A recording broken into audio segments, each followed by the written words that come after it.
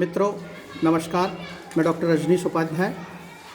स्वामी विवेकानंद के विचार वर्तमान परिप्रेक्ष्य में कितने सार्थक हैं, इस विषय पर आज भारत विकास परिषद की ओर से ये कार्यक्रम रखा गया है और मैं भारत विकास परिषद के सभी सदस्यों को बहुत साधुवाद और शुभकामनाएं देता हूं इस कार्यक्रम के लिए।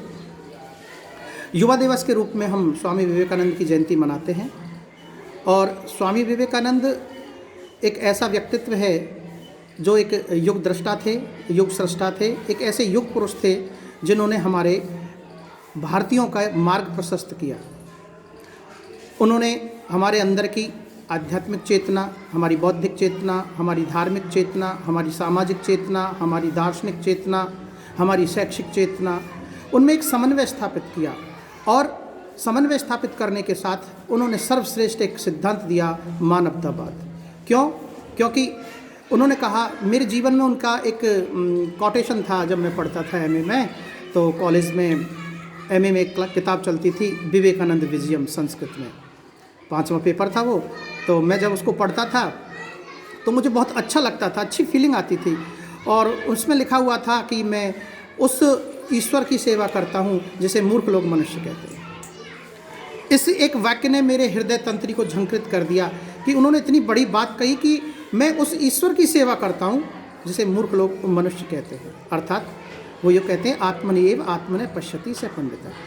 जो व्यक्ति दूसरे की आत्मा में अपनी आत्मा का प्रतिबिंब देखता है, मेरी दृष्टि में वही विद्वान। स्वामी विवेकानंद एक उनके जीवन के बारे में तो क्या कहें कि उनका जीवन अपने गुरु रामकृष्ण परमहंस की देन था, क्योंकि नरेंद्र नाम विवेकानंद खेतली के महाराज ने दिया। विवेकानंद, विवेक का आनंद। उन्होंने ही कहा था सबसे पहले कि एक कठोपनिषद में एक मंत्र आता है, प्रथम अध्याय की 3री वल्ली का 4वां मंत्र आता है, उत्तिष्ठ जागृत प्राप्य वरान निबोधत क्षुरस्य धारा। उन्होंने कहा, ये देखो ये मंत्र है ना, इस मंत्र को हम जिस दृष्टि से देख, जाकी रही भावना जैसी प्रभु मूरत देखें तिन तैसी, इस मंत्र को हम जिस दृष्टि से भी देखें वो मंत्र उस पर खरा उतरता है। कई लोग कहते हैं उठो जागो तब तक मत रुको जब तक तुम लक्ष्य को प्राप्त नहीं कर लेते। बिल्कुल सत्य बात है, लेकिन हम जिस दृष्टिकोण से इसको देखते हैं, उन्होंने कहा उठो हे मनुष्यों, अपने विचारों को श्रेष्ठ बनाओ, क्योंकि मनुष्य विचारों से श्रेष्ठ होता है, शब्दों से नहीं। जब हम किसी चीज़ को सोचते हैं तो सोचने के बाद में शब्द तो केवल साधन मात्र है, तो महत्व किसका है? विचारों का। उत्तिष्ठ, जगाओ अपनी आध्यात्मिक चेतना को। क्यों? क्योंकि आध्यात्मिक चेतना जगेगी तभी तो हम साहसी बनेंगे, और तब हम साहसी बनेंगे तो उसके लिए हमें शारीरिक शक्ति भी चाहिए। इसलिए उन्होंने युवाओं का आह्वान किया और उन्होंने कहा, उठो साहसी बनो और वीर्यवान बनो।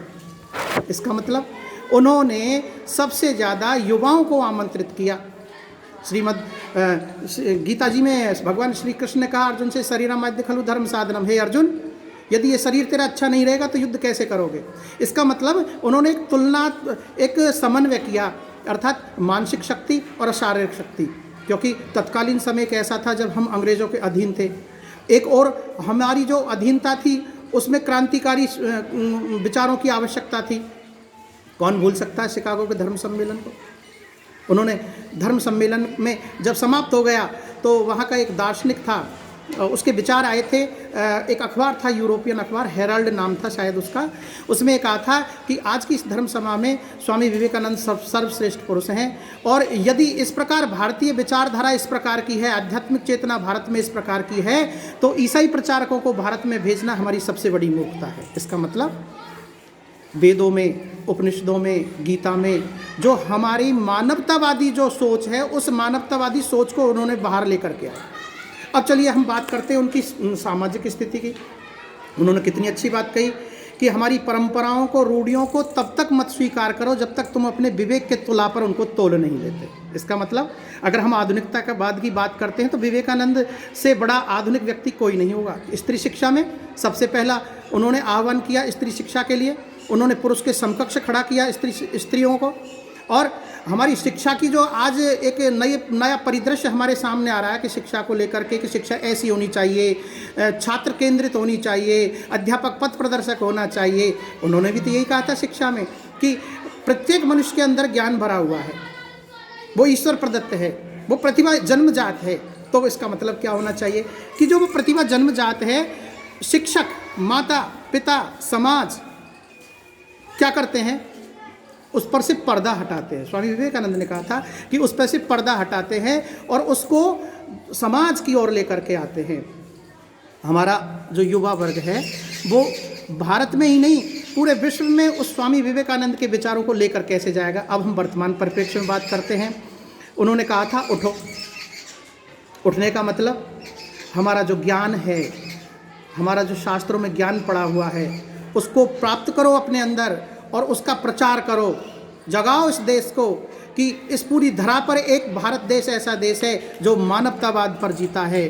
क्योंकि भगवान राम से लेकर के, भगवान श्री कृष्ण से लेकर के और बुद्धिज्म से लेकर के स्वामी विवेकानंद ने बुद्धिज्म को और वेदांत को एकीकरण किया। उन्होंने वेदांत का एक ज्ञान है कि मनुष्य के पर अज्ञान का पर्दा पड़ा हुआ है, लेकिन वहाँ तत्वमसि अहम ब्रह्मास्मि की जब इन्होंने व्याख्या की तो ऐसा लगता है कि मनुष्य की चेतना को यदि कोई जगाने के लिए अगर भारत देश में आया तो सिर्फ वो विवेकानंद ही आया। मैं पुनः कहता हूँ आपसे कि दयानंद सरस्वती ने कहा वेदों की ओर लौटो, विवेकानंद ने कहा ज्ञान की ओर लौटो, मनुष्य की ओर लौटो।